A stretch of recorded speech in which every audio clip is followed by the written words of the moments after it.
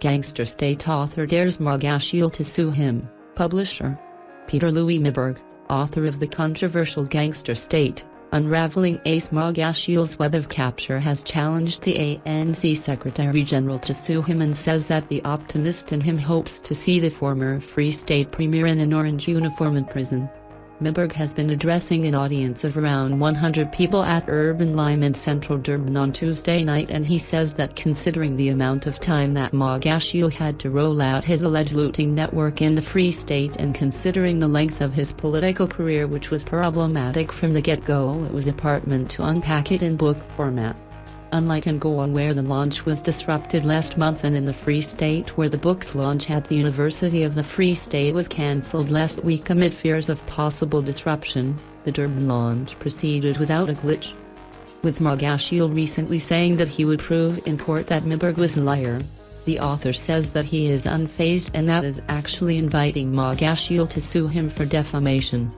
In the last 10 years, corruption issues have not ended up in court when prominent people were involved because of the capture of the environment of government, and if it takes a defamation suit to finally get a corrupt individual in court, by all means please sue myself and the publisher. He's been making those utterances for a month now, and I'm really becoming about his legal bill because he's saying he's in consultation with his lawyers, and we all know what lawyers charge, so it's going to be quite a hefty bill, says Myburgh. He says that his book was written in such a way as to allow the reader to come on this journey as I unpack and reconstruct Ace Magashule, the criminal and state capturer.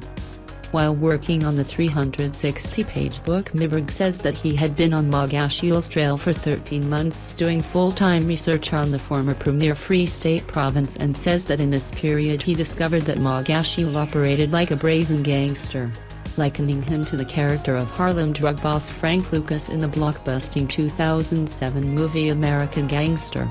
Another thing that I started realizing about Magashule is that he quite literally does operate like a gangster frequently in his dealings with contractors, fellow politicians and other people who operate in this political economic sphere where government tenders are decided upon. That includes things like literally working with something like a burner phone that he uses a couple of times to ensure that there couldn't be any criminal investigation to trace these type of things, Myburgh says. He says that people who had a front row seat of Magashule's handling of the Free State province coffers and the way he ran that province's administration in his close to a decade-long tenure as its premier have said that the book's title was too soft on the now ANCSG. He says that he had originally set out to look at certain case studies, and in this instance those were naturally government tenders, and he found that corrupt deals around tenders do allow people to build a detailed picture of how an individual like Magashule, who functioned as a state capturer, functioned in this capacity.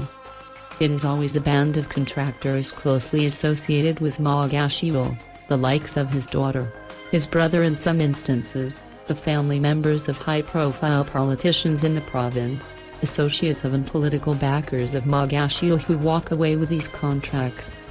It is also to ensure that there is continued money flows to people in this network of benefactors of state contracts. The laws and regulations that govern how the government spends money in South Africa is flouted time and again.